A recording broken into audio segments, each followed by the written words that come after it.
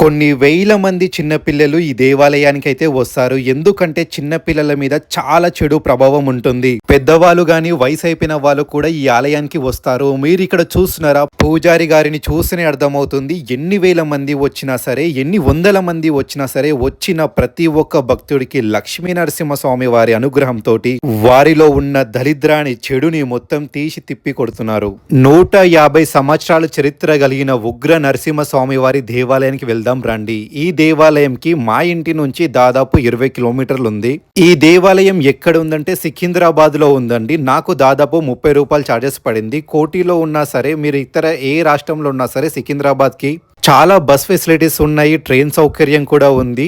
మీ జీవిత కాలంలో ఒక్కసారైనా విచ్చేయాల్సిన దేవాలయం ఏదైనా ఉందంటే ఉగ్ర నరసింహస్వామి వారి దేవాలయం అండి. ప్రజెంట్ మనమైతే సికింద్రాబాద్ కి వచ్చాము.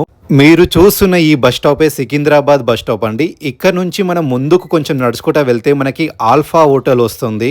మనం అక్కడి నుంచి 8A బస్ పట్టుకోవాలండి. 8 నంబర్ ఏ బస్ ఎక్కినా సరే మనము డైరెక్ట్ బాటా బస్ స్టాప్ కి వెళ్తాం. దాదాపు ఒక 2-3 మినిట్స్ కంటే ఎక్కువ టైం పట్టదు ట్రాఫిక్ లేకుంటే.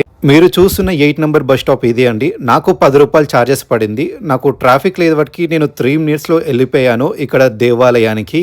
మనం బస్ లెఫ్ట్ సైడ్ ఉండడం బెటర్, ఎందుకంటే మనకి ఒక 3 మినిట్స్ లోనే టెంపుల్ వస్తుంది. ఇక్కడ మీరు చూస్తున్నారు కదా, ఇదేనండి